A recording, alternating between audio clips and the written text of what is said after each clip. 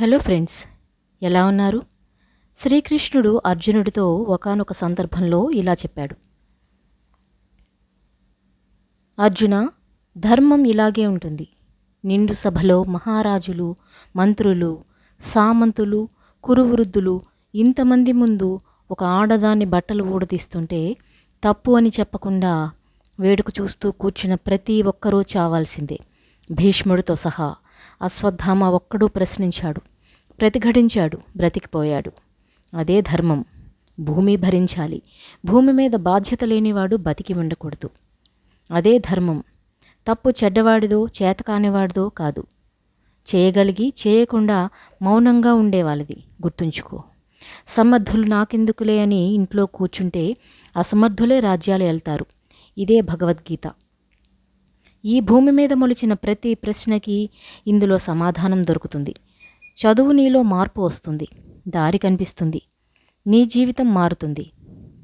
ఈ ప్రపంచంలో కృష్ణుడు లాంటి మిత్రుడు లేడు, హనుమంతుడు లాంటి భక్తుడు లేడు, శ్రీరాముడు లాంటి భర్త లేడు, పరశురాముడు లాంటి గురువు లేడు, సీతమ్మ లాంటి భార్య లేదు, లక్ష్మణుడు లాంటి తమ్ముడు లేడు, కర్ణుడు లాంటి దానం చేసేవాళ్ళు లేరు, సంస్కృతం లాంటి భాష లేదు, భారతదేశం లాంటి దేశం మరొకటి ఈ ప్రపంచంలో లేనే లేదు.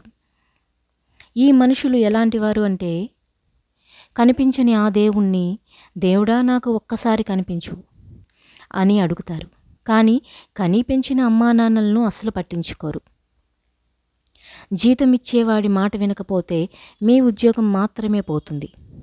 కానీ నీకు జీవితాన్ని ఇచ్చిన తల్లిదండ్రుల మాట వినకపోతే మీ జీవితమే వృధా అవుతుంది. గుర్తుంచుకోండి, కాలం కలిసి ఉన్నప్పుడే అందరూ కలిసి ఉండాలి. ఆలోచించుకోండి. ఒక్కటే గుర్తుపెట్టుకోండి, డబ్బు భగవంతుడు కాదు. అది మీతో పాటు పైకి రాదు.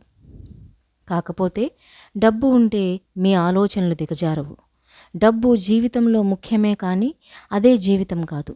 డబ్బుకి చాలా కొద్ది ప్రాధాన్యత మాత్రమే ఇవ్వాలి. ఒక వ్యక్తి ఎదుగుతుంటే ఎదగనిద్దాం, ఎందుకంటే వారు ఎదిగే 10 మందికి అవకాశాలనిస్తాడు. పడిపోయే వ్యక్తిని పట్టుకుందాం, ఎందుకంటే వాడు పడిపోతే వాణ్ణి నమ్ముకున్న వాళ్ళు కష్టాల పాలవుతారు. జీవితంలో ఎప్పుడూ ఎదుటివాడు ఓడిపోవాలి అని కోరుకోకూడదు. మనం గెలవాలి అనే సంకల్పం మాత్రమే ఉండాలి. అది ఉన్న రోజున గెలుపు నీ తలుపు తడుతుంది. నమ్మకం లేని నిజం ఒకటి గుండెల్లో ఉన్నవారు జీవితంలో ఉండరు, జీవితంలో ఉండేవాళ్ళు గుండెల్లో ఉండరు. ఆ దేవుడు ఎంత విచిత్రంగా మన జీవితాలు రాస్తాడో కదా.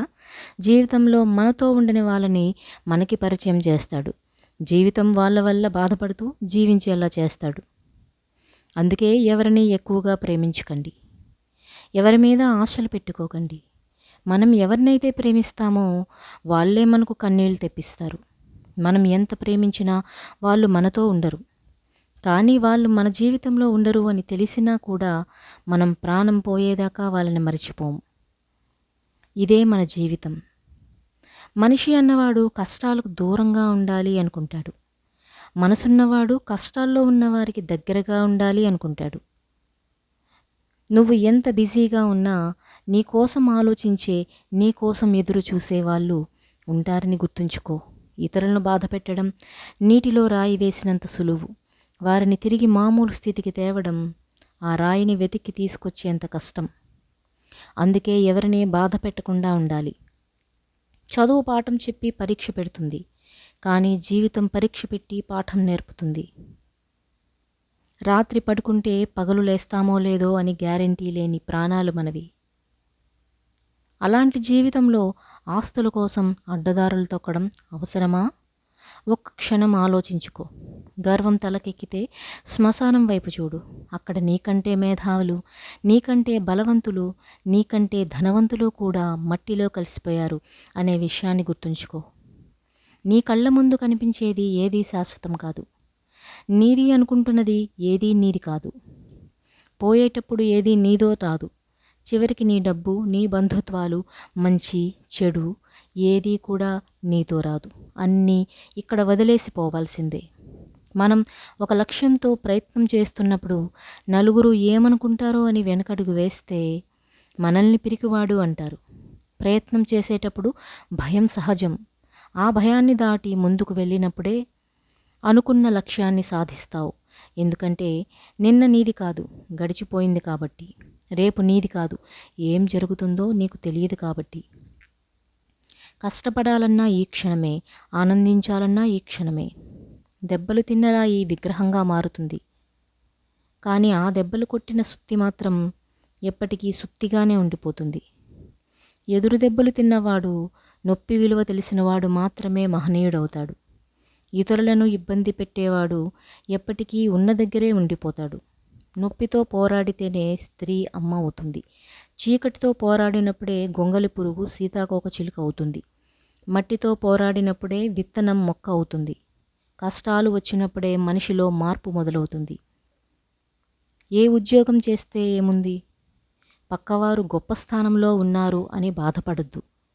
అందరికీ వారి ఉద్యోగం డబ్బు మాత్రమే కాదు, పేరును మాత్రమే కాదు, బతకడానికి అన్నాన్ని పెడుతుంది, అది చాలు. పుస్తకాలలో ఉండేది సమాజంలో లేదు, సమాజంలో ఉండేది పుస్తకాలలో లేదు. అందుకేనేమో బాగా చదివినవాడు బానిస అవుతున్నాడు, ఏమీ చదవనివాడు రాజ్యమేలుతున్నారు. కోడలు అత్తగారిని ఎంత ప్రేమగా చూసుకున్నా, గౌరవించినా అత్తగారికి కోడలంటే ఎప్పటికీ నచ్చదు. ఎందుకంటే పరాయి అమ్మాయి అనే భావన ఎప్పటికీ ఆ అత్తగారి మనసులో మెదులుతూనే ఉంటుంది. అలాగే అత్తగారు ఎంత ప్రేమగా చూసుకున్నా ఎప్పటికీ అమ్మ అవ్వదు. ఎందుకంటే కోడలు కూడా ఎప్పుడూ కూతురు అవ్వలేదు కాబట్టి. ప్రపంచంలో అన్ని వస్తువుల రేట్లు పెరుగుతున్నాయి, కానీ అగ్గిపెట్టె రేటు ఎందుకు పెరగదో తెలుసా? మనుషుల మధ్య చిచ్చు పెట్టేవాడి విలువ ఎప్పుడూ తక్కువే ఉంటుంది కాబట్టి. కన్నీళ్లు మనకు వస్తే కష్టమవుతుంది, అవే కన్నీళ్లు మన కోసం వస్తే అది ప్రేమ అవుతుంది. ప్రేమ పుట్టడానికి ఒక క్షణం చాలు, కానీ ప్రేమ చనిపోవటానికి ఒక జీవితం సరిపోదు. మనతో కొందరు ప్రేమను నటిస్తారు, కొందరు కోపాన్ని నటిస్తారు, కానీ కోపాన్ని నటించే వాళ్ళే మనల్ని ఎక్కువగా ప్రేమిస్తారు. చాలా వరకు నిజాలు బయటపడేది ఎక్కువ బాధలో ఉన్నప్పుడు లేదా ఎక్కువ కోపంలో ఉన్నప్పుడు మాత్రమే. వయసులో ఉన్నప్పుడు కష్టపడటానికి సిగ్గుపడితే వయసు దాటాక అందరి ముందు బతకడానికి సిగ్గుపడాల్సి ఉంటుంది. జీవితంలో ఒక్కటి మాత్రం గుర్తుంచుకోండి, కష్టపడందే ఏదీ రాదు, కష్టపడకుండా వచ్చింది ఎన్నటికీ నిలబడదు. ఈ ప్రపంచంలో మగాడు బానిస అయ్యేది కేవలం ఇద్దరికే. ఒకటి ఇష్టంగా ఉంటే అమ్మాయికి బానిస అవుతాడు, రెండు మనసు కష్టంగా ఉంటే మందుకు బానిస అవుతాడు. నా దగ్గర డబ్బు ఉంది, నేను ఏం చేసినా అడిగేవారు ఉండరు అని అహంకారంతో నడుచుకునే ఆడది తన తోటి వారిపైన ప్రేమ అనురాగాల విలువ తెలియని మగాడు వీళ్ళతో స్నేహం జీవితంలో ఎప్పటికైనా ప్రమాదకరమే. జీవితాన్ని మార్చటానికి ఒక 5 నిమిషాలు చాలు. ఒక 5 నిమిషాలు రాజకీయ నాయకుడితో మాట్లాడితే నీకు ఉన్న తెలివి చదువు వ్యర్థం అనిపిస్తుంది. ఒక 5 నిమిషాలు ఒక సాధువుతో మాట్లాడితే నీ పుట్టుక ఎంత విలువైనదో నీకు తెలుస్తుంది. ఒక 5 నిమిషాలు ఏదైనా ఇన్సూరెన్స్ ఏజెంట్తో మాట్లాడితే నువ్వు బతకడం కంటే చనిపోవడం మేలు అనిపిస్తుంది. 5 నిమిషాలు ఎవరైనా బిజినెస్ మ్యాన్తో మాట్లాడితే నువ్వు బతకలేక ఇంకొకటి దగ్గర వెట్టి చాకిరీ చేస్తున్నావు అనిపిస్తుంది. 5 నిమిషాలు ఒక రైతుతో మాట్లాడితే నువ్వు పడేది అసలు కష్టం కాదు అని, నిజమైన కష్టం విలువ నీకు తెలియదని తెలుస్తుంది.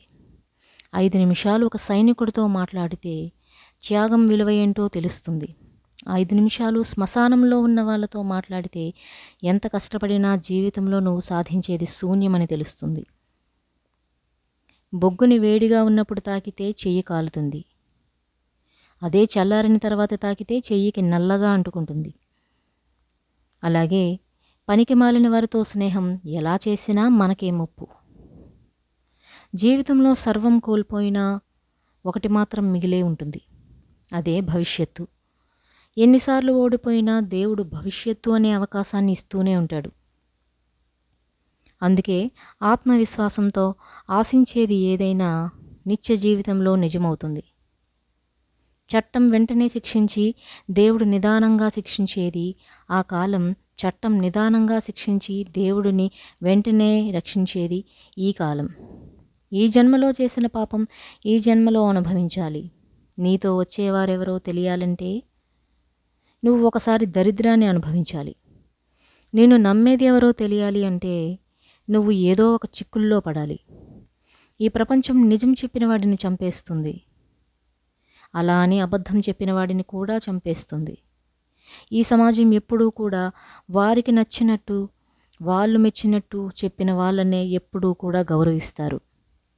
ఒక మనిషికి ఒక్కసారి చెడ్డ పేరు వస్తే అతను ఎన్ని మంచి పనులు చేసినా కూడా చెడ్డవాడే అంటారు. ఒక్కసారి మంచివాడు అని పేరు వస్తే వాడు ఎన్ని చెడు పనులు చేసినా, ఎంతమందికి ద్రోహం చేసినా కూడా ఈ సమాజం మంచివాడిగానే చూస్తారు. నీ వెనుక మాట్లాడేవాడి గురించి నువ్వు అస్సలు పట్టించుకోవద్దు. ఎందుకంటే వాడి స్థానం ఎప్పుడూ నీ వెనకే. నీ ముందు మాట్లాడే ధైర్యం వాడికి లేదు. ఎందుకంటే వారు మాట్లాడే మాటల్లో నిజం లేదు కాబట్టి. నీలో, నాలో, అందరిలో మంచి చెడులు ఉంటాయి. కాకపోతే అవసరం ఉన్నప్పుడు మంచి మాత్రమే కనిపిస్తుంది. అవసరం తీరిపోగానే చెడు వెతకటం మొదలవుతుంది. 10 మంది బాగుపడటం కోసం మన స్థాయిని తగ్గించుకున్నా పర్వాలేదు. పెద్దరికం అంటే 10 మందిని శాసించే అధికారం కాదు, 10 మందికి అండగా నిలబడే ఆనందం. మనం చేసే పనిలో మంచి కనిపించాలి కానీ మనిషి కనబడవలసిన అవసరం లేదు. తాతలు, తండ్రుల ఆస్తుల మీద మీసాలు మెలేయడం కాదు. నువ్వు కష్టపడి సంపాదించిన రూపాయితో జల్సా చెయ్యి. అప్పుడే నీ జీవితానికి ఒక అర్థం.